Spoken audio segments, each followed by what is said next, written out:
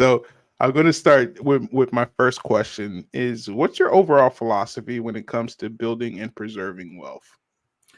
So this is kind of interesting because I learned it through a series of experience when I lost all my money gambling in Vegas. I think I talked about that last time.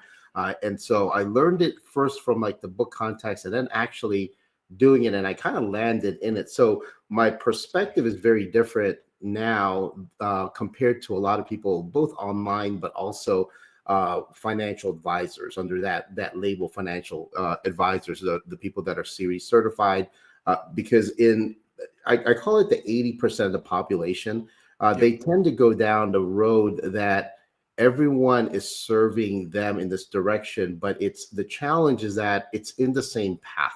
So the 10% at the top, top 10%, just really look at it very differently. And I heard this a few years ago where you can take all of the money, all of the wealth in the world, and if you redistribute it evenly across the entire population of the world, not just one country, the world, it's only a matter of time before it all comes back to the top 3%.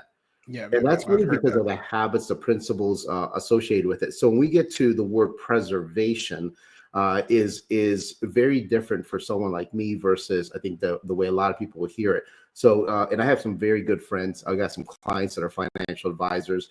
So they're just different perspectives. But in preservation, just like in diversity, diversifying your portfolio, I believe it's actually from my personal experience in working with people at the same time and confirmed with people that are really more billionaires, right? So people that are just like really big numbers, is that diversification in the beginning is in the wrong stage, and then preservation in the beginning is in the wrong stage. Preservation really should be in the backstage of your process, and the reason why is that it's the same logic as protection.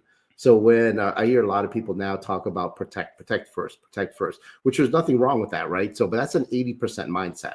And the reason why is because if you have nothing to protect, if you got no wealth, if you got nothing to be sued for, if you don't own anything, you have nothing to protect, right? So, Correct. so you have to build first, and then what happens is preservation's on the back end.